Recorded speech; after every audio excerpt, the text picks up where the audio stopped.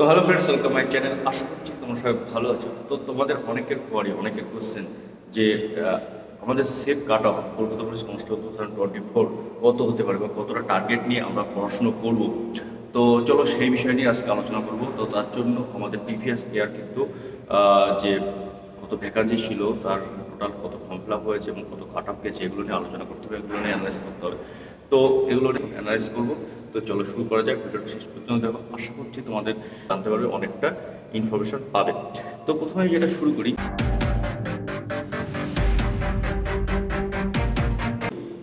যে 2016-এর ক্ষেত্রে কিন্তু একটাই মাত্র এক্সাম ছিল, সেক্ষেত্রে শুধুমাত্র মেন্স ছিল এবং সেক্ষেত্রে টোটাল 60টি কোশ্চেন ছিল। সেই 60টা কোশ্চেনের একটার জন্য 10 মার্ক ছিল, তো 1.5 মার্কস করে ছিল এবং টোটাল 90 মার্কস, এবং তার সঙ্গে যেটা ছিল 10 মার্কসের ইন্টারভিউ। তো তোমরা সবাই অবশ্য জানো যে আজ থেকে 7-8-10 বছর আগেও বা 5-6 বছর আগেও কিন্তু কনস্টেবল, ডাব্লিউবি কনস্টেবল বলো বা কলকাতা পুলিশ কনস্টেবল বলো বা এসআই ক্ষেত্রেও বলতে পারো, এতটা কিন্তু ক্রেজ ছিল না বা এতটা কিন্তু কম্পিটিশান ছিল না। তো দিন দিন এটা বাড়ছে। তো তোমরা কাট অফ দেখলে বুঝতে পারবে, 2016 সালে কিন্তু টোটাল যে ভ্যাকান্সিটা ছিল সেটা ছিল মেলদের ক্ষেত্রে 1061 এবং ফিমেলদের ক্ষেত্রে ছিল 106, টোটাল যেটা হচ্ছে 1167, এবং ফর্ম ফিল আপ হয়েছিল 5 লাখ মতো। তো এই ক্ষেত্রে দেখো, একটা এক্সাম থাকা সত্ত্বেও কাট অফ ছিল কিন্তু মাত্র 54.33 আউট অফ 100, অর্থাৎ আমার 50% একটু বেশি কাট অফ ছিল। তো এরপরে যদি আমরা আসি 2022-এর, যেটা তো মার্চ মাসে যেগুলো জয়েন করলো, তো সেটা নিয়ে যদি আমরা আলোচনা করি, 2022 সালের যে মেল ক্যান্ডিডেট ছিল 1410 এবং ফিমেল ছিল 856, অর্থাৎ টোটাল 2266। এবং এখানে যে টোটাল ফর্ম ফিল আপ হয়েছিল সেটা ছিল 7,13,000 মতো ফর্ম ফিল আপ হয়েছিল। তাহলে এক একটা সিটের জন্য কম্পিটিশন তোমার থাকছে 314 জন। তো এখানে একটু ভালো করে বুঝবে, 314 জন ছিল। তো এরপরে যেটা আসি, যে এখানে প্রিলিমসের যে কাট আপ ছিল, প্রিলিমস 100-র মধ্যে হয়েছিল, সেই 100-র মধ্যে প্রিলিমসের কাট আপ ছিল কিন্তু, আমি জেনারেল মেলদের ক্ষেত্রে যেটা বলি 67 ছিল এবং ফিমেলদের ক্ষেত্রে ছিল 44.5 জেনারেল। তো এবার যদি আমরা আসি 2024-এ কিন্তু তোমাদের আমি আগেও একটা ইনফরমেশন দিয়েছি, ওটা অনেক সুখবরের ব্যাপার। এখানে কিন্তু ফর্ম ফিল আপ অনেক কম হয়েছে কোনোভাবে, তোমরা দেখো বুঝতে পারো। এখানে কিন্তু টোটাল যে ভ্যাকান্সি সেটা হচ্ছে মেলদের ক্ষেত্রে 3624, অর্থাৎ 3624, এবং ফিমেলদের ক্ষেত্রে 380, অর্থাৎ টোটাল 3954, অর্থাৎ 3954। তো এবং এক্ষেত্রে ফর্ম ফিল আপ যেটা হয়েছে, মোটামুটি আমি তোমাদের কিন্তু আগে একটা ভিডিওতে বলেছি, ফর্ম ফিল আপ হয়েছিল 6,32,000 মতো এখানে ফর্ম ফিল আপ হয়েছে।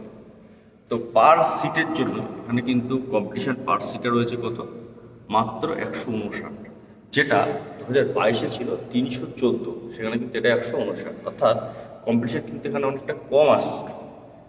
তো সেই সাপেক্ষে তোমরা কিন্তু ভেবে নিতে পারো যে কাট অফ কিছুটা কম যেতে পারে, যদিও যারা এখন চাকরির জন্য পড়াশোনা করছে ম্যাক্সিমাম কিন্তু ফোকাস আছে, যাদের হাইট আছে তাদের কিন্তু ম্যাক্সিমাম ফোকাস এখন পুলিশের দিকে আছে। তার কারণ তোমরা অবশ্যই জানো যে চাকরি প্রবণতা এখন বেড়েছে অন্য কাজের থেকে, মানে সবাই চাকরি করতে চায় এবং চাকরির পরিমাণটা মানে ভ্যাকান্সিটা কিন্তু কোনোভাবে কম। তো তার জন্য পুলিশের যে ক্রেজ সেটা কিন্তু দিন দিন বাড়ছে। ভ্যাকান্সি বেশি এবং ফর্ম ফিল আপ কম হওয়া মানেই যে কাট অফ কম যাবে এমন নয়। তো তোমাদের যেটা বলি যে 2022 সালে যেটা হয়েছিল 67। তো এখানে তোমরা যদি একটা ক্যালকুলেশন করো যে আমার পার সিটের জন্য 159, সেক্ষেত্রে দেখো কাট অফ তো তুমি এক্সামের আগে এক্স্যাক্টলি কিছু বলতে পারবে না। এক্সামে যদি তোমার ইজি কোশ্চেন আসে তাহলে কাট অফ অবশ্যই হাই হবে, যদি টাফ কোশ্চেন আসে কাট অফ অবশ্যই কম যাবে। কিন্তু আমাদের একটা ফিক্সড টার্গেটটি কিন্তু এগোতে হবে, সেই ফিক্সড টার্গেটটা কত হতে পারে এবং তোমাদের করবো, এবং এটা ক্লিয়ার করলে আমি চাকরিটা। তো তার জন্য আমি যেটা প্রেডিক্ট করেছি, এবং তোমরাও ভাবনা চিন্তা করতে পারো, তোমরাও এই নিয়ে, আমি যেহেতু তোমাদের ডিটেলস ডাটা বললাম যে 2016 সালে ভ্যাকান্সি ছিল 1167, ফর্ম ফিল আপ হয়েছে 5 লাখ মতো, এবং 2022 সালে যেটা হয়েছে ভ্যাকান্সি 2266, সেখানে ফর্মুলা হচ্ছে 314 এবং সেক্ষেত্রে মেল জেনারেল কাট অফ হয়েছে 67 এবং ফিমেল কাট অফ হয়েছে 44.5। সেক্ষেত্রে তোমরা একটা প্রেডিক্ট কিন্তু করতে পারো ক্ষেত্রে। তো আমি যেটা বলি যে মোটামুটি যদি কোশ্চেন টাফ হয় সেক্ষেত্রে তোমাদের কাট অফ কিন্তু 65, মানে জেনারেলের কথা বলছি, জেনারেল মেল, সেক্ষেত্রে কিন্তু জেনারেল মেলদের কাট অফ 65 এর মধ্যেই থাকার সম্ভাবনা আছে। এবং যদি কোশ্চেনটা খুব ইজি হয় সেক্ষেত্রে তোমরা 70 ম্যাক্সিমাম ধরে নিতে পারো। যেহেতু তোমাদের এখানে কিন্তু যা ভ্যাকান্সি তার তুলনায় ফর্ম ফিল আপ অনেক কম হয়েছে যদি কম্পেয়ার করি 2022-এর থেকে। 2022 আমাদের এরপরে যেটা আছে সেটা হচ্ছে তোমরা যেটা ভাবছো যে এক্সাম ডেট কিন্তু একটা ভাইরাল হয়েছে এবং যেটা ভাইরাল হয় পুলিশের ক্ষেত্রে আমাদের সময় আমরা দেখেছি এবং আমাদের আগেও আমরা দেখেছি যে ডেটটা ভাইরাল হয় সেটা কিন্তু মোটামুটি অলমোস্ট 80% কিন্তু ঠিক হয়ে যায়। তো যে ডেটটা তোমাদের ভাইরাল হয়েছে অর্থাৎ 18ই আগস্ট 2024 তোমাদের এক্সাম ডেট হতে পারে। তো তোমরা ধরে রাখো এই ডেটটা হতে পারে।